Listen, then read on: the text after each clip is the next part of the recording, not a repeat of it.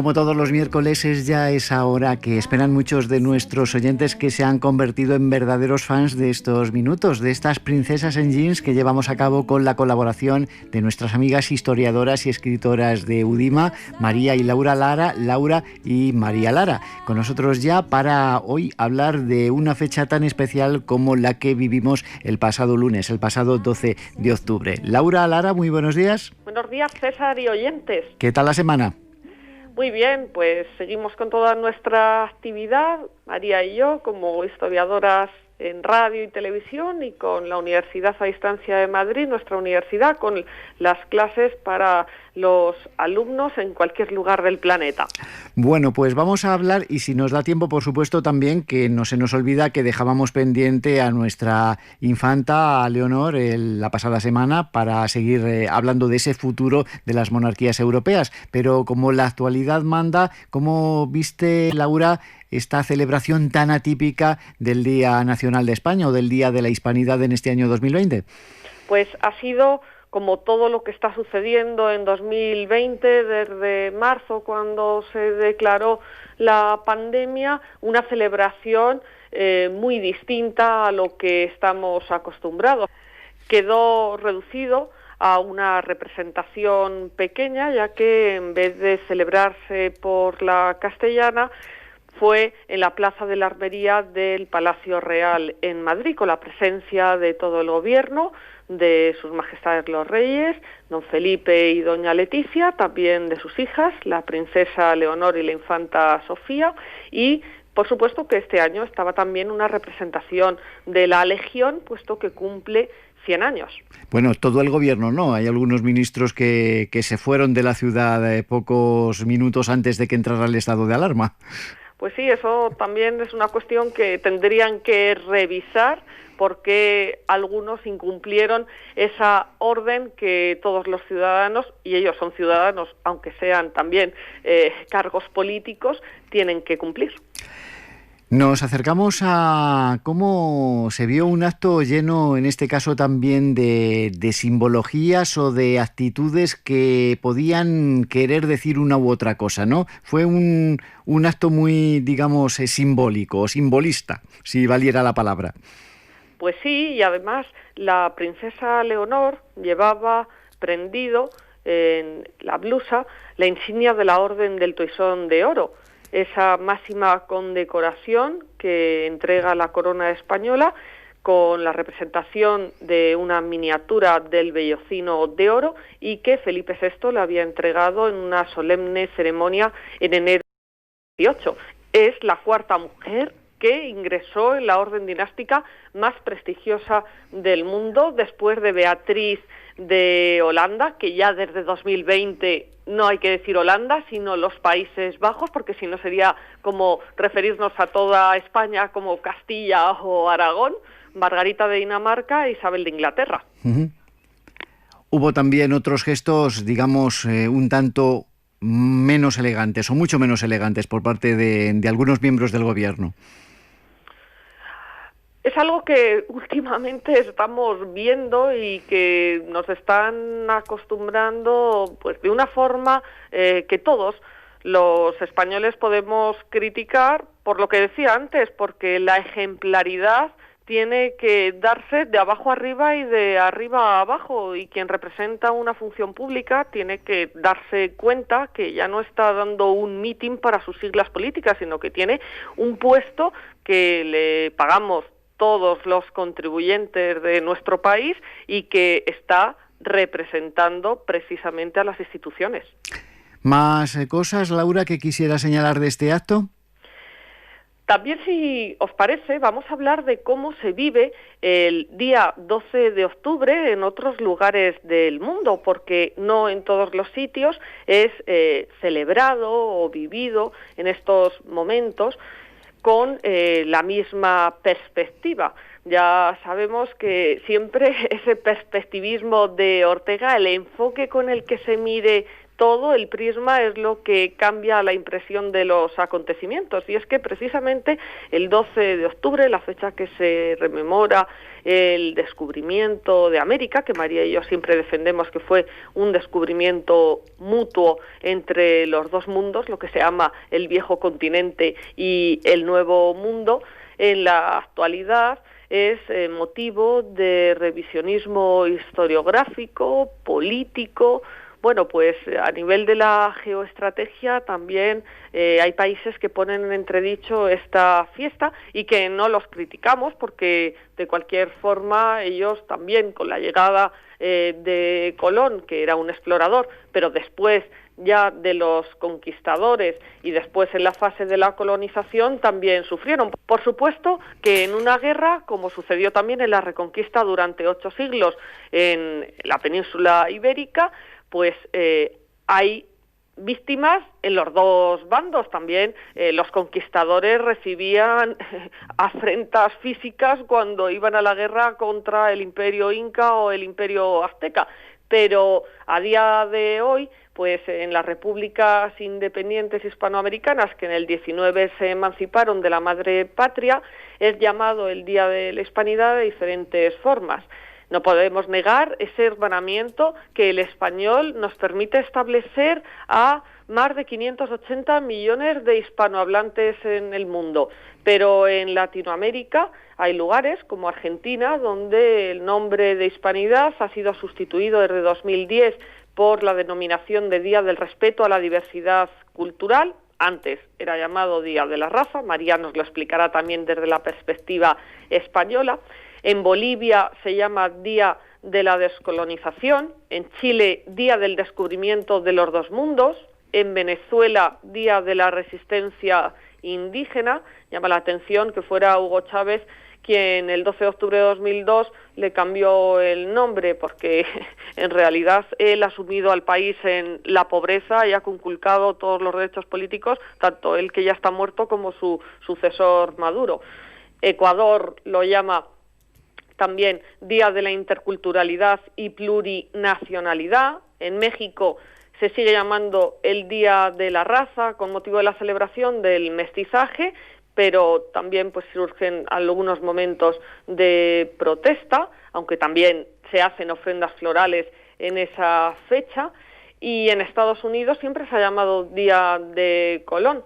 Por supuesto que no hay que emprender la guerra contra las estatuas, como hemos visto en el último verano, por los casos de racismo de policías contra el ciudadano George Floyd. Las estatuas no tienen la culpa de las prácticas de esas personas particulares, que ni siquiera su cuerpo policial es responsable de lo que esos individuos concretos hayan hecho ensuciando el uniforme, pero hay que respetar la historia, no hay que tergiversar la historia ni manipularla con fines políticos. Pues ahí está la complejidad de un idioma que hablan muchísimos millones de personas, pero con culturas muy diferentes. Laura, nos quedamos ya con María y nos encontramos la próxima semana hablando de otros interesantísimos temas relacionados con la historia, ¿de acuerdo? Muy bien, un honor.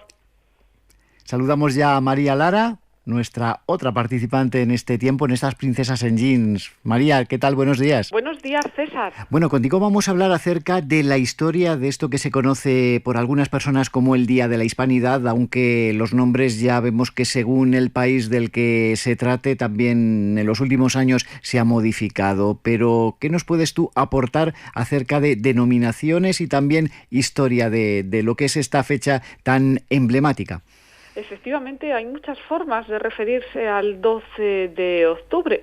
Lo que pasa es que la denominación oficial, desde 1987, desde la Ley 18/1987 de 7 de octubre, es fiesta nacional. Uh-huh. Fue cuando se estableció que el día 12 de octubre no habría que ir a los puestos laborales y, pues llamarlo Día de la Hispanidad actualmente sería incorrecto.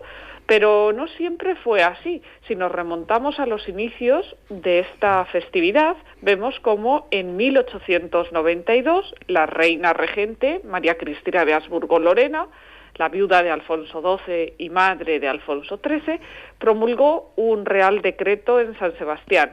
Lo hizo a propuesta del presidente Antonio Cánovas del Castillo y declaraba María Cristina fiesta nacional el 12 de octubre de ese año. Quería conmemorar el descubrimiento de América. Hay que tener en cuenta que en tan solo 6 años se perderían los últimos reductos españoles en América, Cuba y Puerto Rico, y luego también Filipinas.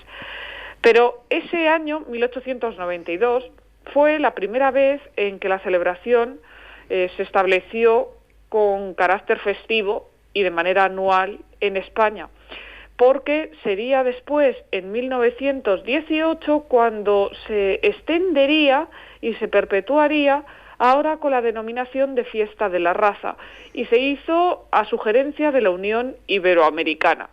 Si dejamos pasar los años, en 1931, cuando se proclamó la Segunda República en España, Ramiro de Maeztu publicó un artículo en el que pedía que el mal titulado Día de la Raza, decía el escritor, debería ser en lo sucesivo el Día de la Hispanidad.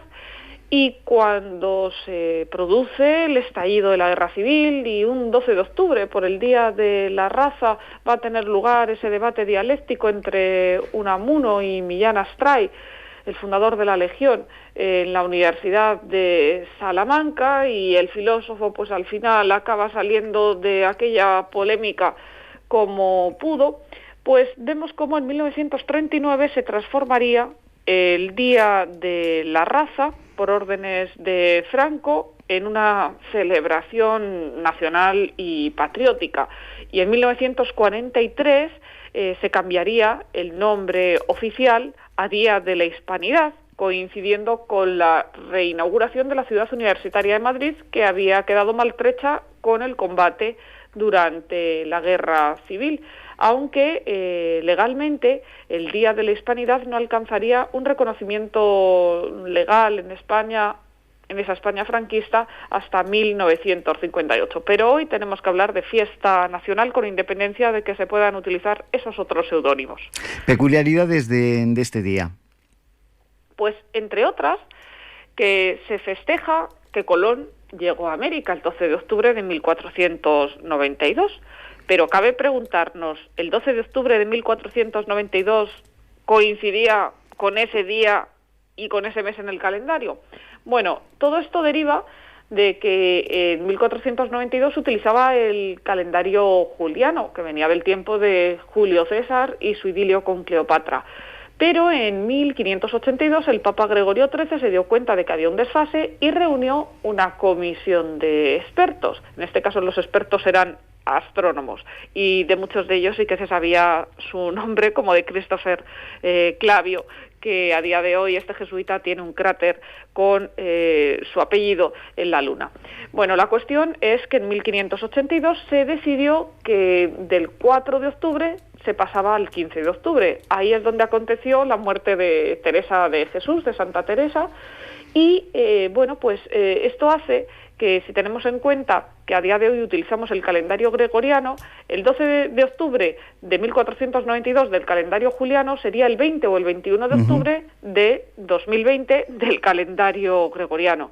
También tenemos que decir que, aunque el encuentro entre los dos mundos fue una fascinante aventura, de la que podemos hacer crítica por los métodos utilizados de la conquista, pero en aquellos momentos los pueblos estaban llamados a la guerra, tanto en el viejo como en el nuevo mundo, y a la lucha, pues tenemos que decir que pudo haber algún otro piloto anónimo antes de Colón que llegara a América, o un grupo de navegantes, y es que el 13 de octubre de 1307 los templarios, cuando huían de la persecución que les había establecido el rey de Francia, Felipe IV el Hermoso, salieron del puerto de La Rochelle en Francia hacia un paraje desconocido. No se sabe si acabaron desembarcando en Escocia, en Portugal, o si se establecieron en tierras ignotas más allá del Atlántico. El caso es que cuando luego los europeos fueron llegando a las Indias, como se denominaba entonces, no les resultaron extrañas dos cosas.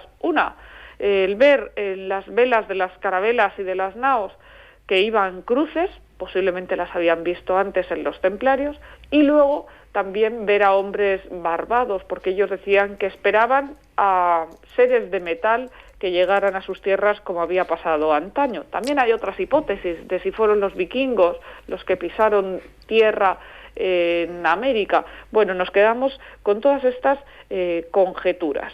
Pues será con lo que nos podamos quedar, porque me parece que ya es tarde para poder conocer realmente quién y si alguien antes de Cristóbal Colón hizo alguna incursión en tierras americanas. María, nos quedamos sin tiempo. Realmente ha sido súper interesante lo que nos has contado hoy, pero el tiempo en la radio es así. Vamos a recordar que este próximo sábado, quien quiera seguir con las historiadoras María y Laura Lara, lo puede seguir haciendo en A3 Media a través del programa donde estáis en Melodía FM. Efectivamente, Las piernas no son del cuerpo, pueden escucharnos este sábado a Laura Lara y a mí como las historiadoras de ese programa también, que lo dirige Juan Luis Cano y presenta con Curra Vidal. Pues nosotros de momento nos despedimos hasta el próximo miércoles en estas Princesas en Jeans. Buena semana, María. Encantadas.